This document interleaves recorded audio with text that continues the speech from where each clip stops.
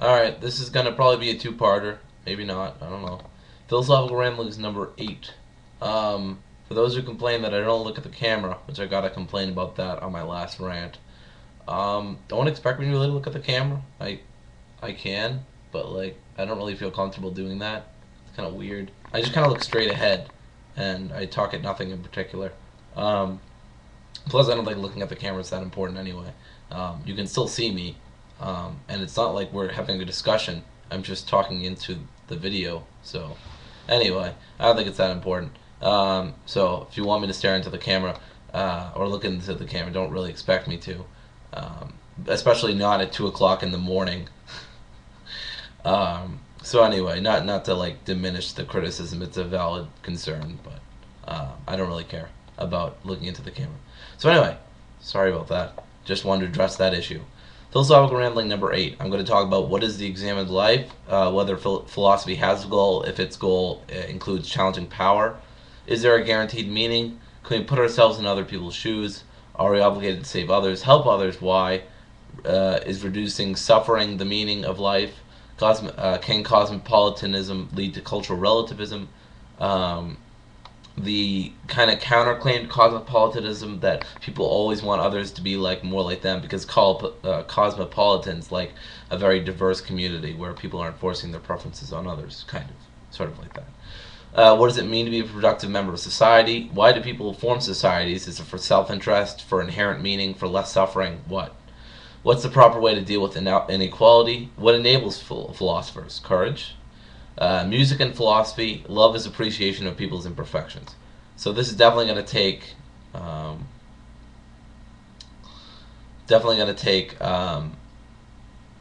2 videos, and I think I'm going to do what is the examined life is actually 0 because this is all based on the film The Examined Life, um, and I don't remember who it is by, um,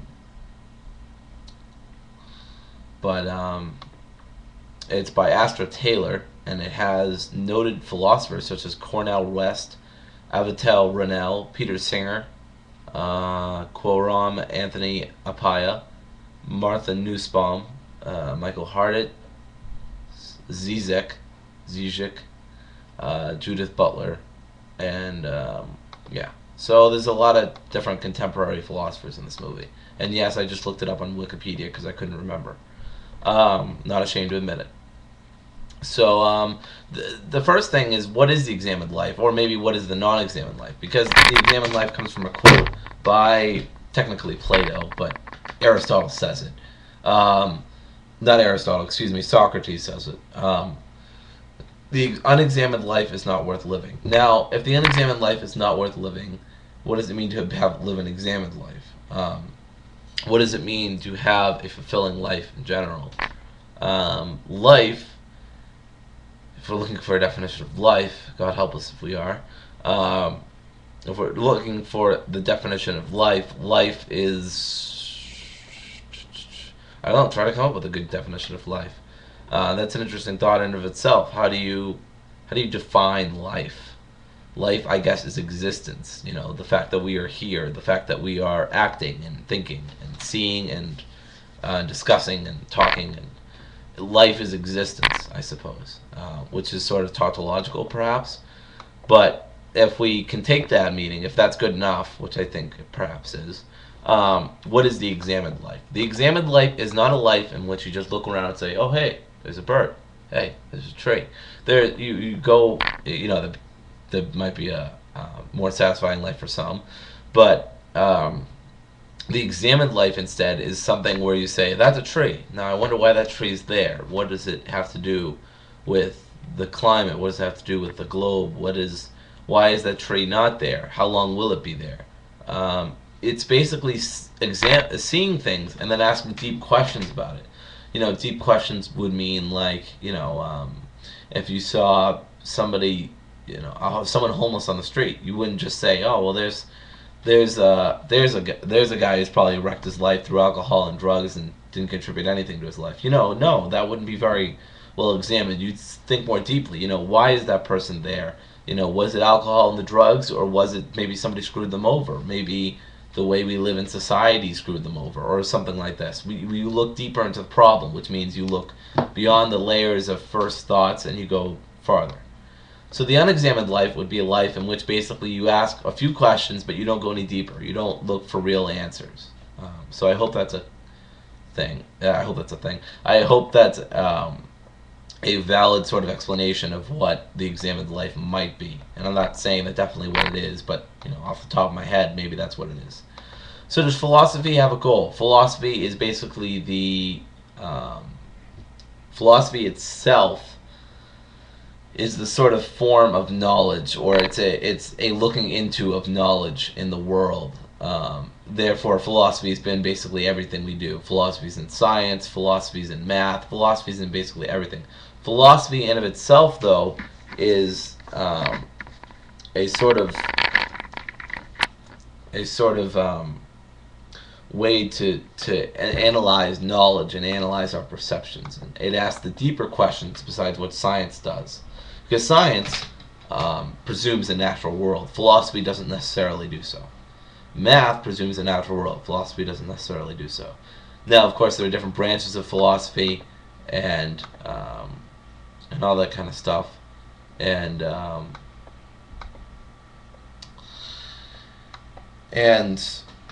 yeah, so the question, I guess, is what is philosophy's goal if we're analyzing knowledge? Is it challenging power? Cornel West says it is.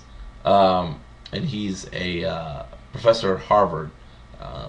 Some might know him for his activism in left-styled politics.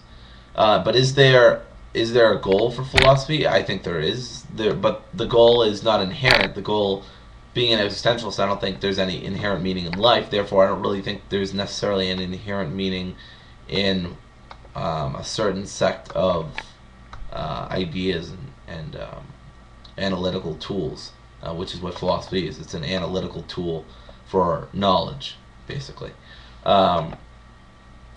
So, is there a goal, I guess, for philosophy? Well, no, because an analytical tool can be used for anything the person wants. The challenging power philosophy, he was talking about how challenging power is the main goal of philosophy, or should be. But the idea that there is some inherent meaning in philosophy doesn't seem right to me, because you can use the analytical tool for knowledge in many different ways, because there are many types of knowledge and there are many different ways in which you can use an analytical tool. So I don't think challenging power is necessarily the meaning. I think that's a good way, but I don't think there's an inherent goal for philosophy. Whether that's a good thing or a bad thing would be up to the individual philosopher. And of course, by the way, you don't have to be a professor, and you don't have to be a teacher, and you don't have to be a writer to be a philosopher. The examined life basically means that you are a philosopher, that you do look at things deeper than the surface. So the next question came from never mind. Sorry, I was looking at the wrong one. Can we put is there a guaranteed meaning? So like I was just saying, I'm an existentialist. I don't think there isn't any guaranteed or inherent meaning in life. And this is because we all create our own meanings. Because I don't believe in God, I don't believe that there's any a priori meaning for what happens in life. And in fact, I'm skeptical of a priori reasoning in general. I think a lot of the essentialist reasoning, like, things in of themselves, are very specious. They don't really ever seem to convince me of much. Like Kant, when he tries to argue for the good of actions, he says they're good in of themselves. And that kind of begs the question, what is in of themselves, or what is the good, I guess. It begs some questions that I think he doesn't really adequately answer, and perhaps someone would argue he doesn't have to because it's obvious, but I don't see it being so obvious, I suppose. So I don't think there is a guaranteed meaning, and I think people who think there is a guaranteed meaning, that's their meaning. And perhaps there are other people who will go along with your meaning, but it doesn't mean it's any more guaranteed. They can change their mind just as much as you can. So this next question, I forget exactly where it came from, but it says, can we put ourselves in other people's shoes? And I think this was from the same philosopher who was talking about guaranteed meaning and stuff like that. And she was talking, I believe it was Evital Renel or something like that. and she was talking about meaning. And she was talking about we need to decide meaning by putting ourselves in other people's shoes. And well, the question then arises, can we put ourselves in other people's shoes? Now, to a certain degree, we can, obviously. To a certain degree, sorry, just wanted to study the camera. That probably didn't even help, probably made it worse. But to a certain degree, I think we can. That's where empathy and emotions come in, where we can kind of see what people are going through and kind of sympathize with them and say, it's going to be okay. We've been through the same thing. We've made it out all right. So can you, etc., etc. So yeah, to a certain extent, but also to another extent, you'll never experience something like someone else does. You'll never experience. You'll never experience something the way someone else does to the exact degree, because experiences are very limited by our perception, and our perception are very human. They're very fallacious. They're very not very fallacious, but they can be very fallacious, or they can be fallacious in general, which is to say they're flawed. They're imperfect. We're not God, and there is no God anyway, so there's no way we could get that perfect knowledge, which would be a good argument for central planning. Thankfully, that we don't have perfect knowledge. So we can to a limited degree, but I don't think it's to the degree that we can derive inherent meaning. Just because you can empathize with someone doesn't mean you get an inherent meaning of their situation. You can get an inherent meaning, but that's an inherent meaning that you construct, and therefore it's malleable, and therefore it's no inherent meaning at all except to you. So anyway, I'm going to do two more, and that'll be it for this video. I'm going to put up another one right after this, and to the next one. This actually might be into 3 different parts. Are we obligated to save others, help others? Why? So this was brought up by which one was it brought up by? Peter Singer, I think it was. Yeah, Peter Singer, who is a famous utilitarian. His book Animal Liberation in the 1970s got a lot of people thinking. I haven't read it myself. I might though at some point. But anyway, he's a pretty good. Well, I don't know if he's a pretty good philosopher, but he's a well-known utilitarian, and he asks, "Are we obligated to save others?" Which would reduce suffering and stuff like that. And this is sort of Kantian too, because we're talking about duties and obligations. Although Kant doesn't necessarily have a monopoly on duties and stuff like that. But when we think of duties and we think of obligations, we generally might think of Kant. So are we obligated to save others? And this has a lot to do with moral obligations. Obligations are basically actions that we are required to do so we can increase the good in the world.